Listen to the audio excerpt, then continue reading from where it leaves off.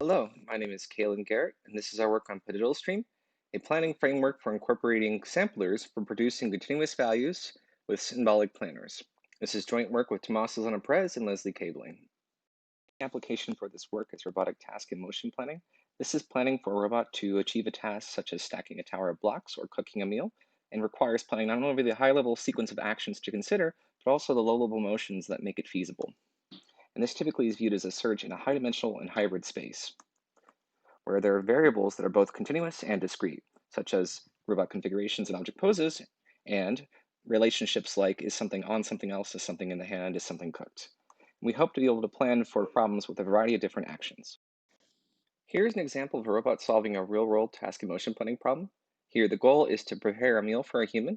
This requires serving both a cup full of water and also cooking the green block, which we can think of as broccoli in this example, and serving it to the human.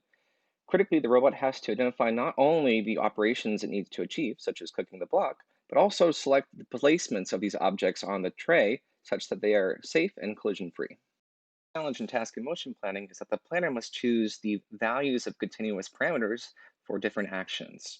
And these parameters also must satisfy various constraints. For example, in the previous video, there are kinematic constraints that the robot is actually grasping each object it's manipulating, as well as collision constraints to ensure that the object placements of the block and cup do not collide, nor does the robot collide with the table. Several lines of work related to task and motion planning stemming from both the AI and robotic planning community. However, each of them typically has at least one of the following drawbacks. They either assume a finite action space, so the set of placements in robot configuration would have to be given a priori. They either are very application specific and lack a generic problem representation, and thus are difficult to transfer to new domains, or they resort to brute force state space search.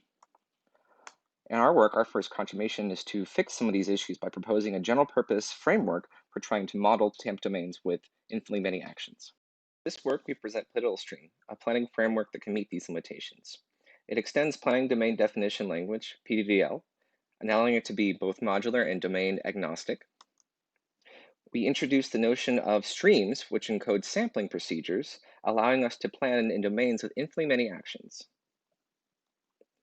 Finally, we demonstrate that there are generic algorithms that can operate on this problem representation that treat these samplers as black boxes. So a user only needs to specify the problem description and samplers, and the planners can do the rest. Begin by describing the PDDLStream language. Following 2D pick and place domain as a motivating example. Here the goal is for block A to be within the red region, and block B starts in a location that initially actually obstructs all safe places. The state of the robot and the blocks are both continuous XY pairs. There is one of infinitely many solutions to this problem due to the fact that A and B have infinitely many placements that can satisfy this rough skeleton. The solution involves picking B, moving it out of the way, and then picking A and placing it within the red region. We can specify the initial state and goal conditions of this problem in the same manner as typically done in PDDL. The only difference is that the arguments to predicates are now potentially continuous values, such as NumPy arrays. As we can describe move and pick actions in the same manner as done normally in PDDL, the only difference is that some of the parameters may be high-dimensional continuous values, such as poses or configurations. Oftentimes, these parameters must also satisfy constraints in the form of static preconditions, such as the kinematic constraint kin for the pick action. Supposing then Oracle gives us these values and also certifies that they satisfy these static constraints, then the problem reduces to a finite state space search that can be solved with any off-the-shelf classical planner. However, again, the challenge in task and motion planning is that no one gives us these values, and even if we have these values, we don't know if they satisfy these constraints. All we have is the initial state, which contains initial configuration of the robot and two initial placements of the objects, and possibly two grasps for the objects. Thus, the player needs to find one placement of object A within the red region, a collision-free placement of B with respect to the chosen placement of A, four configurations for grasping A and B and placing them and picking them, and four robot trajectories that move between each pick and place. To produce these values, we introduce streams, which can be used to model samplers. Streams are functions from a set of input values to a sequence of output values. Streams are implemented using a program such as Python.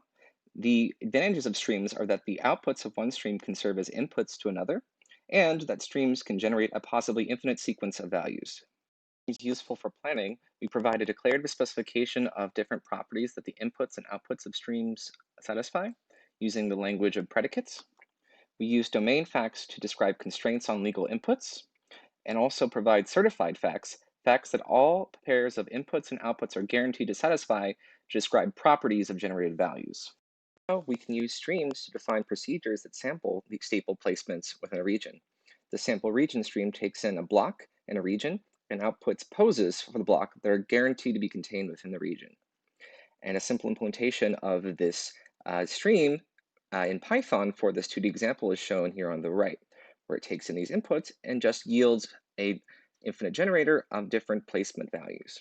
Additionally, we can specify a stream that performs inverse kinematics, that given a placement of a block and a particular grasp for the block, samples a sequence of robot configurations that satisfy a kinematic relationship attaching to the block. PDDLStream problems are composed of the following components: a domain file that declares actions, a stream file which declares the inputs, outputs, and certified facts of streams, and a problem Python file that specifies the initial state, goal formula, and as well as provides the implementation for the stream Python generators. Present several PDDLStream algorithms that operate on this problem description alone. Although a user specifies which streams are available, PDDLStream planners describe which streams to actually apply and which inputs to provide to them, and then how to connect them ultimately with actions. We present several algorithms that alternate between searching and sampling phases.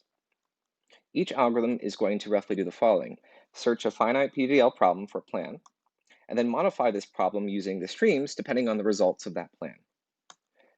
As a result, all of these problems can implement the search in the finite PDDL problem using any off-the-shelf classical planner. The critical part of PDDLStream planning is intelligently identifying which streams are useful for the given problem. This is because many streams are computationally expensive to evaluate due to things like collision checking. In our advanced algorithms, we do this by first planning with optimistic hypothetical outputs of streams before actually querying values of them. Namely, what we do is for each stream and tuple of inputs, we create a placeholder object that serves as a hypothetical output of that stream. This placeholder object can be an input to other streams as shown below, and then we plan using this set of objects before actually querying real values. The basis of our binding algorithm, which intuitively lazily plans using these optimistic output values before actually querying any streams to potentially produce real values. Namely, once we plan using these optimistic values, we can recover the streams that could actually produce bindings to these placeholders. This algorithm operates as follows. First, it constructs these optimistic objects. Then it performs a search over the combined set of real objects and optimistic objects. If it finds a plan with only real objects, it returns the plan. Otherwise, it samples the streams that are associated with the objects on the plan and disables these streams to ensure that on the next iteration, we produce a different plan. This algorithm, however, has challenges tackling problems that are very tightly constrained. For example, the problem below, where the goal is for the robot to pack these 5 blue objects into this tiny green region, where there aren't many placements collectively that are collision-free among the blocks. What will happen is that here, the optimistic plan initially might be feasible, but require a substantial amount of rejection sampling to find a collection of placements that is collision-free. Thus, the binding algorithm requires many iterations of revisiting the same plan before actually finding a collective solution. The problem motivated the development of our final PDDLStream algorithm, the adaptive algorithm, which balances the computation time spent searching and sampling in order to ensure that sampling has the same amount of effort applied as searching. This is able to actually also adapt online to the inherent overhead of each phase of the algorithm. Finally, we can run this algorithm in an anytime mode to locally optimize for low-cost plans. Several experiments to compare the performance of our PDDLStream algorithms. The first is this packing problem where the number of blue blocks is scaled between 3 and 5, while the size of the green region remains constant. What we can find is that the adaptive algorithm has the best coverage. It solves the most of these randomly generated problems, and additionally solves them most quickly in fewer than 10 seconds when there are 5 blocks.